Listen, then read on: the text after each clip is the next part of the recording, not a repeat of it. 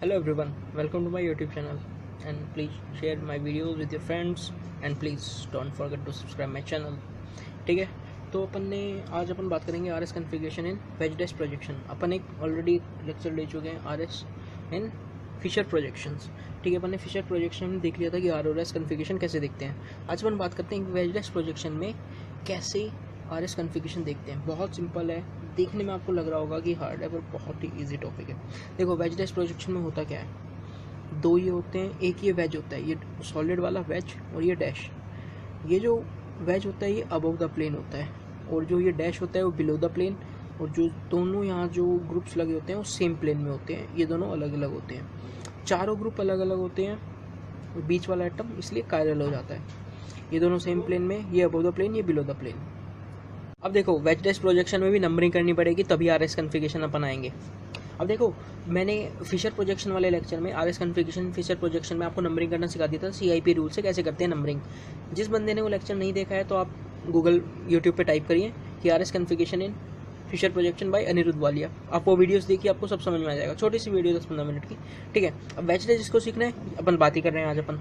ठीक है, एक बार मैं फटाफट CIP रूल सबको रिवाइज करवा देता हूँ, फिर अपन आगे बढ़ते हैं।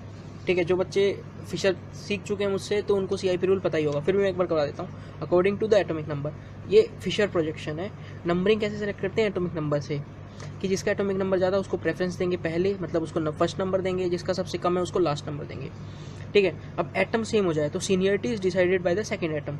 अब देखो, कार्बन कार्बन यहाँ दोनों सेम है। अब नेक्स्ट क्या देखेंगे, उससे जो दूसरा एटम अटैच है उसमें किसका एटॉमिक नंबर ज़्यादा है उसको प्रेफरेंस मिलेगी। जैसे कार्बन से आयोडीन अटैच है, हाइड्रोजन, फ्लोरीन, हाइड्रोजन और ब्रोमीन।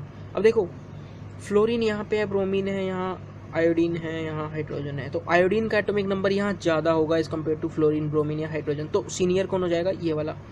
और तीसरा क्या बोलते हैं, in case of the isotope seniority is decided by the atomic mass. जिसका एटॉमिक मास ज़्यादा उसको प्रेफरेंस पहले।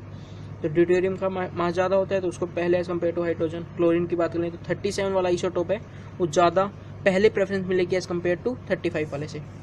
ठीक है, एक और था कि इनकेस ऑफ डबल और ट्रिपल बॉन्ड्स उनको ऐसे तोड़ा जाएगा, डबल डबल आ जाए तो इस टाइप से, ट्रिपल आ जाए तो इस टाइप से, डबल बॉन्ड ऑक्सीजन नाइट्रोजन। ये अपन सीख चुके हैं, जिसने नहीं देखा वो वाले लेक्चर से भी सीख सकता है और डिटेल में पढ़ना है तो। ठीक है, अपन आगे बढ़ते हैं। अपन नंबरिंग करनी है अपन को, वैसे ही सेम नंबरिंग करनी है, पर एक कंडीशन आ जाती है। क्या कंडीशन है, कंडीशन देख लो आप। कंडीशन ये है कि fourth number atom at dash, veg dash में जो फोर्थ वाला जिसको नंबर मिलेगा उसको डैश पे लाना है। डैश मतलब ये डॉटेड वाली लाइन पे जो कि बिलो द प्लेन है, प्लेन से दूर। डैश पे नहीं है तो लाना ही होगा, जो भी यदि जो डैश पे नहीं है तो उसको लाना ही पड़ेगा। बस ये कंडीशन है और अपन सारे सवाल सॉल्व कर लेंगे। और वो तो फिक्स है अपना कि 1 से 2, 2 से 3 जाएंगे। जब भी वेज में डैश पे आ जाए फोर्थ वाला तो 1 से 2, 2 से 3 जाने पर कैसा आता था वहाँ, आर, यहाँ पे भी आर आएगा, मतलब क्लॉकवाइज। और तो एंटी क्लॉकवाइज होगा तो ऐसा आएगा। बस ये याद रखना है, 1 से 2, 2 से 3 जाने पे क्लॉकवाइज आए तो आर, एंटी क्लॉकवाइज आए तो एस, और फोर्थ को पहले डैश पे लाना पड़ेगा। क्लियर? तो अपन प्रॉब्लम स्टार्ट करें, चलो करते हैं। देखो, पहली प्रॉब्लम देखो, फर्स्ट प्रॉब्लम देखो। इसमें तो चलो पहले नंबरिंग करके देख लेते हैं, फिर डिसाइड कर लेंगे कहाँ है कौन सा नंबर है। देखो, numbering is decided by atomic number. तो सबसे पहले का नंबर किसको मिलेगा, bromine, then chlorine, then fluorine. Fourth वाला किसको मिलेगा, हाइड्रोजन को। ठीक है, अब देखो, जो फोर्थ वाला है वो ऑलरेडी डैश पे है, फोर्थ नंबर ऑलरेडी डैश पे है, तो हमें कोई चेंज करने की जरूरत नहीं है।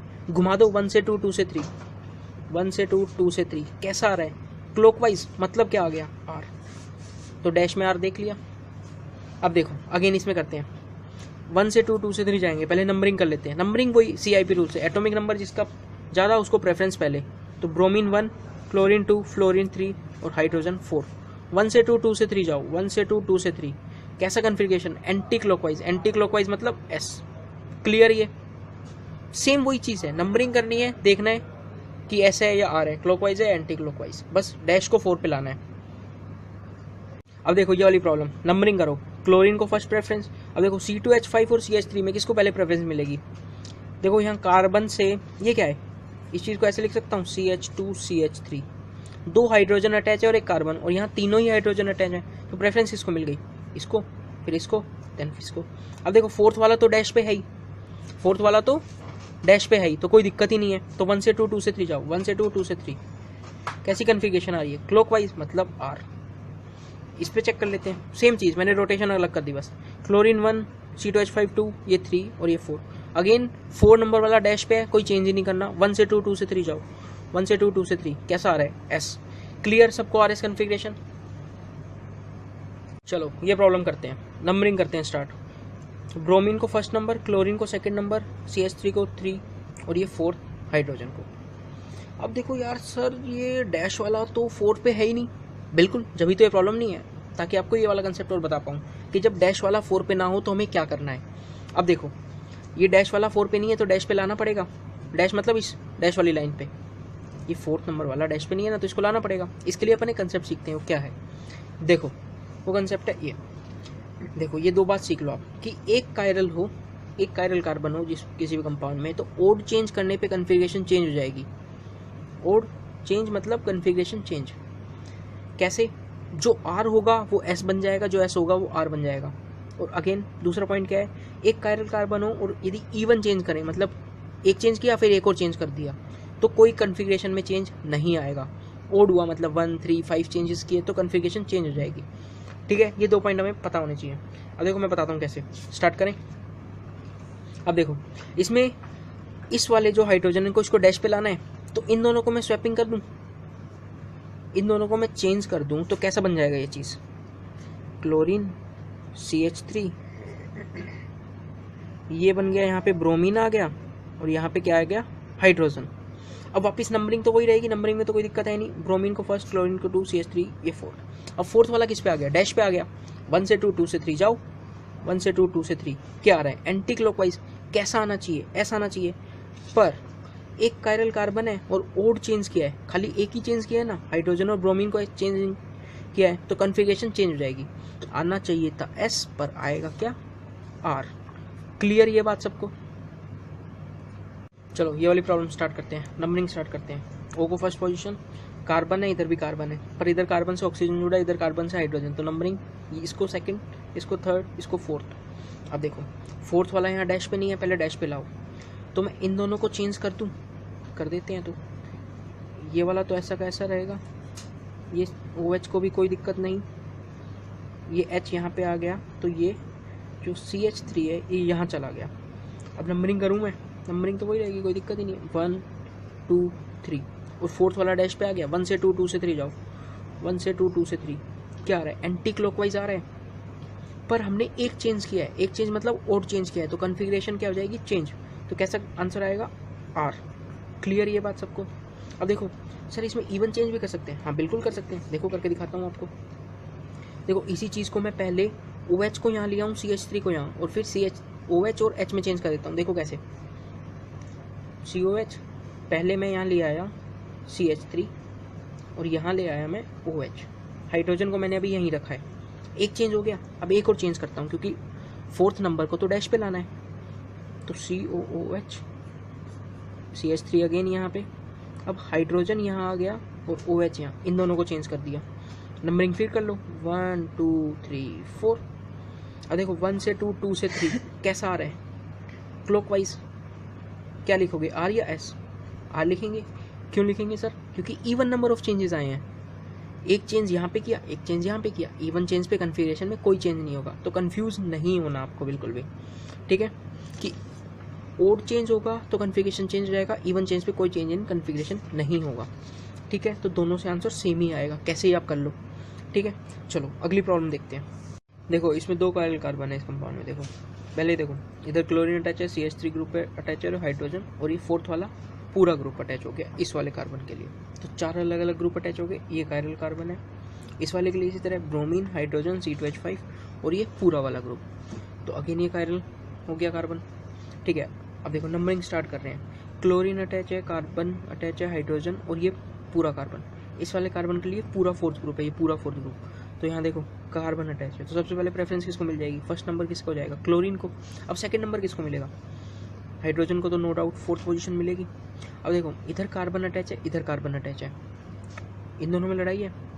इधर हाइड्रोजन आगे अटैच है, इधर ब्रोमीन आगे अटैच है। तो इस वाले कायरल कार्बन के लिए यहाँ कौन सा नंबर हो जाएगा 2, और ये कौन सा हो गया 3। अब 1 से 2, 2 से 3 जाओ, कैसी रोटेशन हो रही है, क्लॉकवाइज रोटेशन। और डैश पे कौन सा है 4th नंबर वाला, तो कोई चेंज नहीं करेंगे, तो कन्फिग्रेशन कैसे होगी R। ठीक है, अब देखो इस वाले कार्बन की भी बात कर लें। अब नंबरिंग दोबारा से करेंगे इसके लिए। ब्रोमीन अटैच है, हाइड्रोजन अटैच है, C2H5 अटैच है। और अब अगला कौन सा ग्रुप पूरा हो गया, ये वाला पूरा ग्रुप। ठीक है, नंबरिंग करता हूँ। ब्रोमीन को फर्स्ट नंबर मिल गया, ठीक है, नो डाउट। अगेन हाइड्रोजन को 4th नंबर मिलेगा। अब देखो C2H5 है और ये पूरा ग्रुप है, कार्बन के साथ 2 हाइड्रोजन और फिर एक कार्बन, और यहाँ कार्बन के साथ क्लोरीन। तो इस वाले को 3rd नंबर दे दूँ मैं, तो 1 से 2, 2 से 3 जाऊँ मैं, 1 से 2, 2 से 3। तो कैसी रोटेशन आ रही है, एंटी क्लॉकवाइज। ऐसा आना चाहिए, नहीं सर अभी तो 4th को डैश पे लाना है। बिल्कुल सही बात, जो 4th वाली चीज़ है उसको डैश पे लाओ। 4th वाले को डैश पे लाएंगे, एक चेंज इधर आएगा इस वाले कंपाउंड के लिए, एक चेंज मतलब ओड चेंज, तो कन्फिग्रेशन में चेंज आएगा। ऐसा आना चाहिए था, पर आएगा क्या R। ये बात क्लियर होगी ना। देखो एंटी क्लॉकवाइज आ रहा है, पर R आएगा क्योंकि पहले इसको स्वैप कर देंगे ना ब्रोमीन को हाइड्रोजन से, तो कैसी कन्फिग्रेशन हो जाएगी R। क्लियर।